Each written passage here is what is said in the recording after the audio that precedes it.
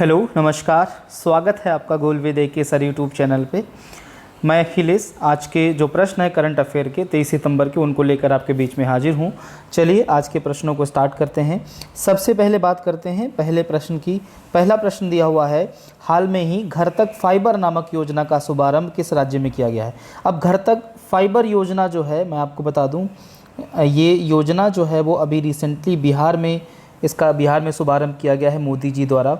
और कुछ बातें इसके बारे में अगर हम करना चाहें तो मैं आपको बता दूं, प्रधानमंत्री मोदी जी ने क्या किया, बिहार में 9 राजमार्ग परियोजनाओं और साथ ही साथ एक ऑप्टिकल फाइबर इंटरनेट सेवा का शुभारंभ किया।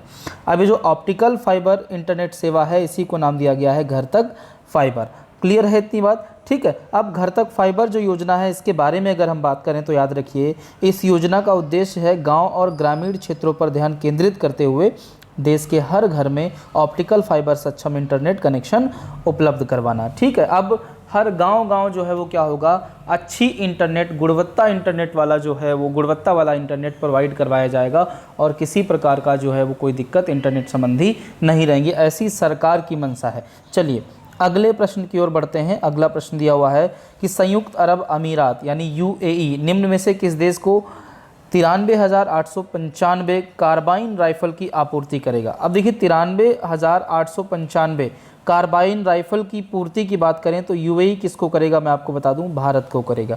भारत को यूएई क्या कर रहा है, 93895 कार्बन राइफल जो है वो प्रोवाइड करवाएगा, उनकी आपूर्ति करेगा।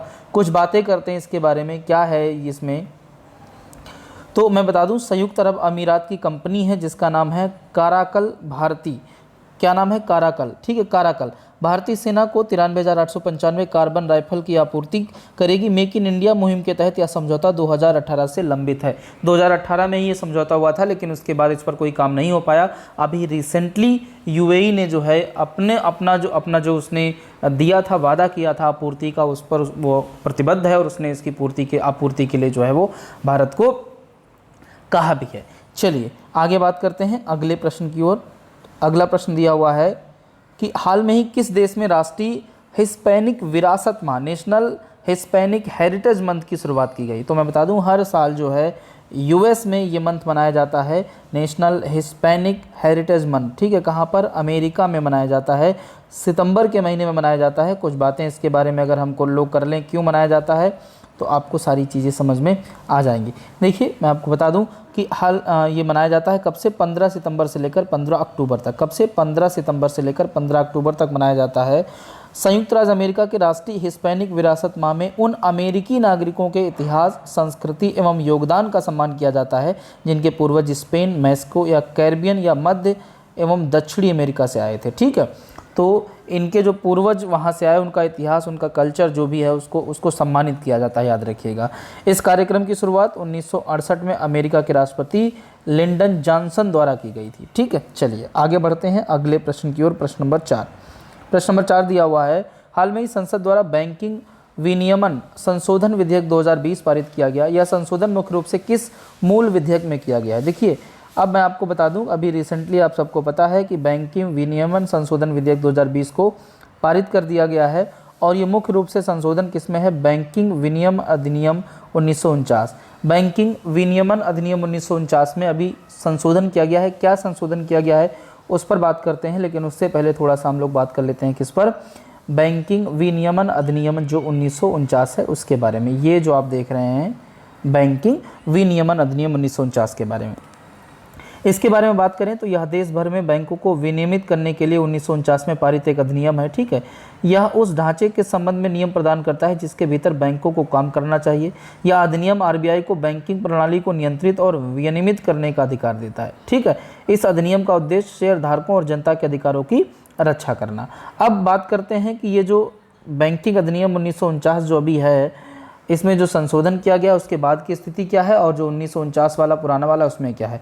अगर 1949 वाले की बात करें, ये जो 1949 वाला है इसमें आरबीआई ऋण के अंदर दबे हुए बैंकों के उचित प्रबंधन को सुरक्षित करने के लिए बैंक के पुनर्निर्माण या समामेलन की योजना तैयार कर सकता है जो कि जमाकर्ताओं और सामान्य जनता बैंकिंग सिस्टम के हित में हो। अब देखिए ये पहले से चला रहा है, अब थोड़ा सा इसमें चेंज किया गया है। वो क्या है, संशोधन में क्या है समझ लो, बैंकिंग विनियमन संशोधन विधेयक जो है, इसमें क्या किया गया है, भारतीय रिजर्व बैंक को स्थगन लागू किए बिना पुनर्निर्माण या समामेलन की योजना शुरू करने की अनुमति है। पहले क्या था कि बैंक का स्थगन करना पड़ता था, उसके बाद पुनर्निर्माण या समामेलन की योजना शुरू की जाती थी, लेकिन अब स्थगन किए बिना ही जो है पुनर्निर्माण और समामेलन की जो शुरुआत है, योजना है, उसको लागू किया जा सकता है, याद रखिएगा। अगले प्रश्न की ओर बढ़ते हैं। दिया हुआ है, निम्नलिखित में से किसने इटालियन ओपन टेनिस में महिला एकल खिताब जीता है। इटालियन ओपन टेनिस टूर्नामेंट की बात करें तो याद रखिएगा इसमें सिमोना हालेप ने, ये इमेज आप देख रहे हैं यही हैं सिमोना हालेप, ये रोमानिया के हैं, याद रखिएगा रोमानिया की, इन्होंने जो है ये खिताब जीत लिया है। जीता कैसे वो थोड़ा सा मैं आपको बता देता हूँ। हुआ ये, रोमानिया हालेप ने चोटों के कारण कैरोलिना प्लिस्कोवा, ये जो इनकी प्रतिद्वंदी थी, आधे रास्ते से ये हट गई, बीच रास्ते में इन्होंने अपना नाम वापस ले लिया क्योंकि इनको चोट लग गई थी, जिसके कारण इनको सिमोना हालेप को क्या कर दिया गया, विजेता घोषित कर दिया गया। तो रोमानिया के हैं, याद रखिएगा, और इन्होंने इटालियन ओपन का एकल जो वुमेन सिंगल खिताब है, वो ट्रॉफी है, उन्होंने क्या कर ली है, जीत ली है। अब इसी में इटालियन ओपन का जो पुरुष एकल खिताब है, उसको नोवाक जोकोविच ने जीता है। किसने जीता है, नोवाक जोकोविच ने। किसको हराया है, डीगो स्वार्थ जमैन को इन्होंने हराया है, जो कि अर्जेंटीना के हैं। आपको बताना है नोवाक जोकोविच कहाँ के हैं, ये कमेंट में आपको बताना है। चलिए अगले प्रश्न की ओर बढ़ते हैं। दिया हुआ है, राष्ट्रीय रक्षा विश्वविद्यालय की स्थापना किस राज्य में की जाएगी। अब राष्ट्रीय रक्षा विश्वविद्यालय की स्थापना की अगर बात करें दोस्त, तो गुजरात में इसकी स्थापना की जाएगी। थोड़ा सा बात करते हैं क्योंकि बहुत चर्चा में रहा है। अभी रिसेंटली लोकसभा से एक बिल पारित किया गया, उस बिल का नाम है राष्ट्रीय रक्षा विश्वविद्यालय बिल या विधेयक 2020। लोकसभा से पारित हो गया है, राज्यसभा से भी आगे चल के पारित हो जाएगा। अब इसके तहत क्या किया जाएगा, इसके तहत ये जो बिल आप देख रहे हैं, इसके तहत कुछ बातें कही जाएंगी। यह राष्ट्रीय महत्व के संस्थान के रूप में गुजरात में राष्ट्रीय रक्षा विश्वविद्यालय की स्थापना करेगा। यानी इस विधेयक के तहत क्या किया जाएगा, राष्ट्रीय रक्षा विश्वविद्यालय की स्थापना की जाएगी। कहाँ पर, गुजरात में, जो कि राष्ट्रीय महत्व का संस्थान होगा। क्लियर है। यह पुलिसिंग के क्षेत्र में उन्नत अनुसंधान और शिक्षा और प्रशिक्षण के सीखने के उच्च स्तर और एक समर्पित वातावरण प्रदान करेगा। ठीक है, तो राष्ट्रीय रक्षा विश्वविद्यालय की स्थापना किस विधेयक के तहत हो रही है, राष्ट्रीय रक्षा विश्वविद्यालय विधेयक 2020 के तहत। कहाँ पर हो रही है, गुजरात में हो रही है, याद रखिएगा। अगले प्रश्न की ओर बढ़ते हैं। अगला प्रश्न है, राष्ट्रीय फॉरेंसिक विज्ञान विश्वविद्यालय कहाँ पर स्थापित किया जाएगा। ठीक है, तो राष्ट्रीय फॉरेंसिक विश्वविद्यालय कहाँ पर इसकी स्थापना की जाएगी, तो याद रखिएगा गुजरात में, ये भी आपका बनेगा। अब राष्ट्रीय फॉरेंसिक विश्वविद्यालय के बारे में अगर हम कुछ पॉइंट देखना चाहें, तो राष्ट्रीय फॉरेंसिक विज्ञान विश्वविद्यालय विधेयक अभी लोकसभा से पारित हुआ है। दोनों विधेयक एक साथ ही पारित हुए हैं, याद रखिएगा, लोकसभा से।